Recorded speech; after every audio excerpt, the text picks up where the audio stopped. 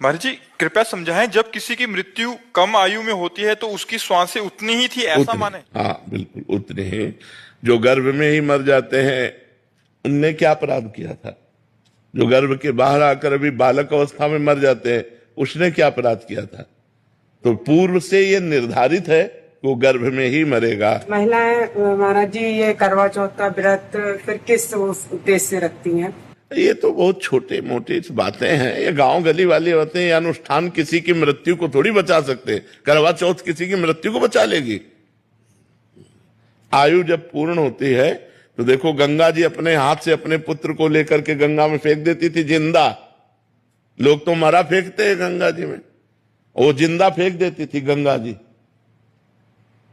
7 पुत्र पैदा होते ही गंगा जी में फेंक देती थी। क्यों? क्योंकि उनकी आयु इतनी थी। उनको पता था वो अष्टवसु में 7 जो थे उनको जन्म लेते ही मुक्त करना था। तो उन्होंने कह दिया था शांतनु से कि आप प्रश्न नहीं करोगे हमसे। उठाया और जिंदा गंगा जी में फेंक दिया। वो मरे और वसु रूप को प्राप्त हो गए। लेकिन 8वें में रोक दिया तो वही भीष्म पितामह जी के रूप में। तो हमारी मृत्यु लोक में अगर हमारा है कि गर्भ से 10 दिन निकलने के बाद मरना है तो 11वां दिन हम नहीं देखेंगे, 10वें दिन ही मर जाएंगे। इसमें हमें शोक नहीं करना चाहिए। ये तो बिल्कुल पक्का समझो, जो विधना ने लिख दिया 6ठे राव के अंक, राई घटे न तिल बढ़े रहुरे जीव निशंक। जितना लिखा है उतना ही जिएंगे, इसके आगे नहीं। महाराज जी जैसे हम महिलाएं जो व्रत रखती हैं पुत्रों के लिए या पति के लिए, उसके बाद भी ये बहुत छोटा सा सपोर्ट है। जैसे हमारी आयु 10 वर्ष है, अब हमको कोई विघ्न छोटा मोटा आने वाला, माँ व्रत कर रही तो उसका जुकाम ठीक हो जाएगा, उसको बुखार नहीं, उसको चबेटा नहीं लगेगा, उसको चोट नहीं लगेगी।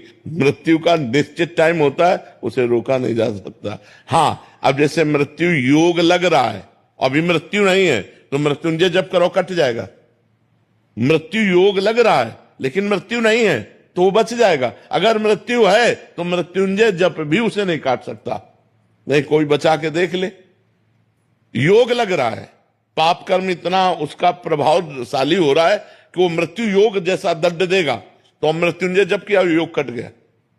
आयु नहीं, आयु अगर समाप्त हो गई है तो फिर समाप्त ही हो गई है, फिर उसे नहीं बढ़ाया जा सकता। नहीं, भगवान राम जी अपने पिता दशरथ जी को जीवित कर लेते और माता कौशल्या वैधव्य ना होती।